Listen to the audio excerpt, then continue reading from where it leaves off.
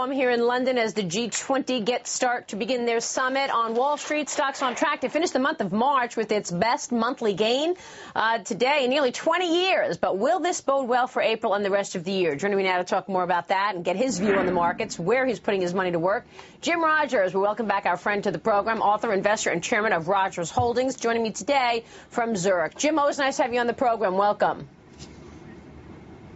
I am delighted, Maria.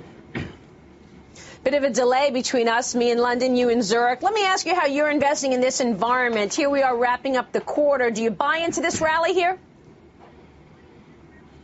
Well, no, Maria, I don't. I'm not very good at this sort of thing. It's very powerful, and it looks as though it's the kind of thing that might go on for a while. I am not participating. I think that maybe we have seen a bottom. I do not think it will be the bottom.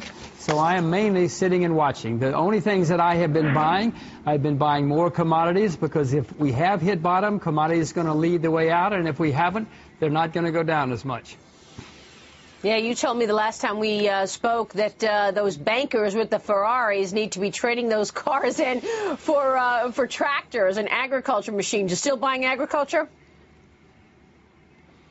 Yes. No, I've been buying agricultural products. If you look at what's happened since the November, December, commodities have done the best. I mean, they are up. Some of them are up 20 or 25 or 30% since then. And yes, the only place I know, Maria, where the fundamentals are getting better continues to be commodities. Many farmers cannot get loans for fertilizer. Nobody's going to open a mine, so the supply of all commodities continues to go down. Maria, the fundamentals for General Motors are not improving. The fundamentals for Citibank are not improving, but they are improving for commodities. And, Maria, so here as you know, banks ahead, everywhere are printing, and banks are printing huge amounts of money all over the world. That has always led to higher prices. I just don't see I think they're crazy to do what they're doing, but I know the end result, and it's going to be higher prices for all of us. So here we are on the eve of the G20, President Obama arriving in London in a couple of hours here. You've seen how the Obama administration has handled GM. Was it the right move? And what do you think should be done with the financials? Are you comfortable with how the administration has handled things so far? No, it's been outrageous what they've been doing. They should have let all of them go bankrupt. They are bankrupt anyway, Maria. Let them go bankrupt. Stop throwing good money after bad. Your mother taught you not to throw good money after bad. Your father told you not to throw money down a rat hole. Here we are doing it. You're propping up failed assets. We should be taking our money and putting it into good assets which can grow and prosper and make America great again. Not propping up bad assets. That's insane. Well, I mean, what about the idea that there's systemic risk? I mean, when you look at the financials, you know, that's one of the reasons that they didn't let AIG completely, you know, go down, because of systemic risk. When you look at the situation at GM, they, you know, were afraid to allow it to go bankrupt because they thought that would mean an enormous amount of job cuts on an already very, very tenuous and fragile economy. Maria, we've had automobile companies and airlines and retailers and everything going bankrupt, investment banks going bankrupt for hundreds of years.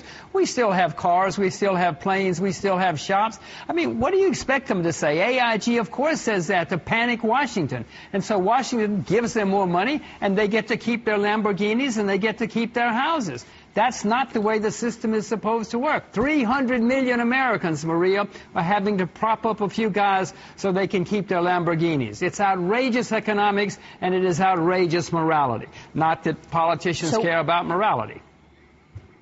So what do you think comes out of this G20 summit? Nothing. I mean, maybe they're going to put together a page or two saying everything is fine. What they should do, Maria, is they should all go down to the bar, have a beer, leave the rest of us alone. You tell them, I'll pay for the beer if they'll go downstairs and leave the rest of us alone. I mean, some of them say, the Americans and the English say, let's spend everybody's money. The rest of them say, no, we can't afford to do it. They're not going to come to any kind of they're going to say everything is bad and everything is going to get better. And that's all they're going to say.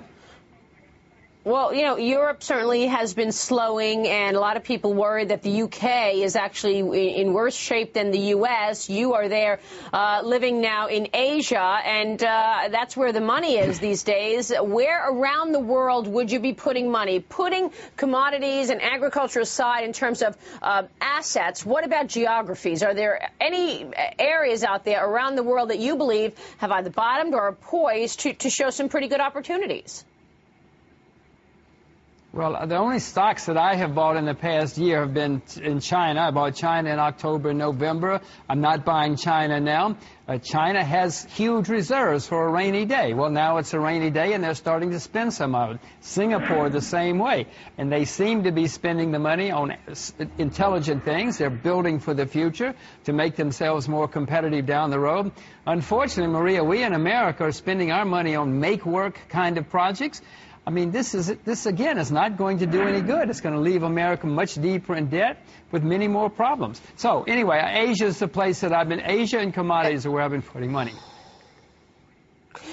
Jim, let me switch gears and ask you about the dollar. A lot of talk recently, certainly the Chinese, talking about the idea that there could be a new reserve currency, or there should be. Where are you on that? About a year ago, you predicted we would see a dollar rally. We did, and even though you weren't buying into it, you said you weren't ready to unload your dollars yet. Now you're talking about getting out of dollar-based assets. Tell me about that.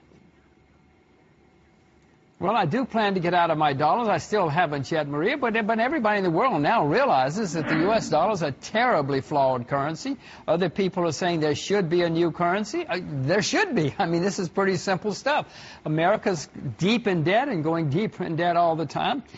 What it's going to be, Maria, I don't know. The world has the problem of where do we go next, and I don't have an answer. I know what I think I'll do with my money, but I don't see anything on the horizon which can replace the U.S. dollar, not anytime soon.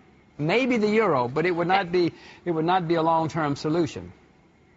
And Jim, real quick on commodities as well as the Chinese economy, people are worried that this is really the last man standing, that is China, in terms of growth. How significant has the slowdown been in China? And do you worry that if that accelerates along with the rest of the world, that takes everybody down?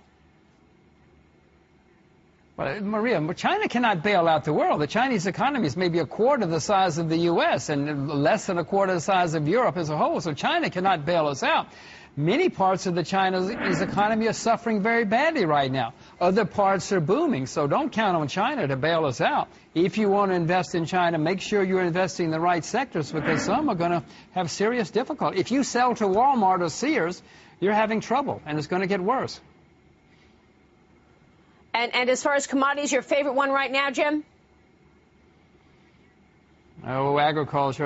Maria, you should become a farmer. We should all become farmers. Farmers are going to be the most successful sector of the world for the next 20 or 30 years. We've all made mistakes on Wall Street. The things are shifting. The power is now shifting from the money shufflers to the people who produce real things. This has happened often in history. It's happening again. Get yourself a tractor, Maria. Jim, always nice to catch up with you on your travels around the world. Thanks so much for stopping by today. We appreciate it. Good to see you.